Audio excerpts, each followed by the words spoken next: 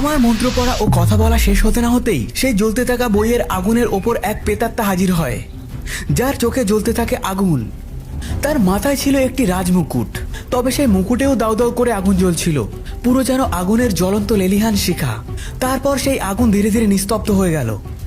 বীভৎস চোখ দুটো যেন রক্তিম বর্ণ ধারণ করে আছে, পুরো হাত পা যেন আগুনে ঝলসে গেছে। কিসের একটা ক্ষোভ যেন ফেটে পড়ছে তার চেহারায়। তুই যতই চেষ্টা কর, আমার হাত থেকে তোকে কেউ বাঁচাতে পারবে না। ওই রাজপ্রাসাদে যত যুবক যাবে তাদের সবাইকে মরতে হবে। তুইও মরবি, তোর বাকি সব সাথীরাও মরবে। এই দিকে তাকিয়ে কথা বল, কে মরবে তা পরে দেখা যাবে।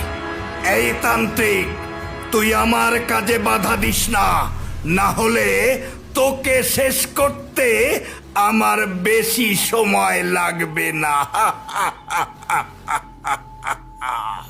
তুই আমাদের সামনে এক মুহূর্ত টিকতে পারবি না। আমাদের মানে? তোরা কজন আছিস আর কে কে আছিস? আমরা সবাই আছি, যাদেরকে তোদের মতো যুবক সেই দিন পুড়িয়ে হত্যা করেছিস। কে হত্যা করেছে? কি হয়েছিল খুলে বল। ও, তুই এখন আমাদের ইতিহাস জানতে চাস? তাহলে শোন। সুবোধপুর রাজ্যের বসবাসকারী জমিদার ও তার সহচারী আমার রাজ্যের উন্নতি দেখে আমার রাজ্যে বেড়াতে আসে। আমি ছিলাম সেখানকার রাজা অলোকচন্দ্র চৌধুরী।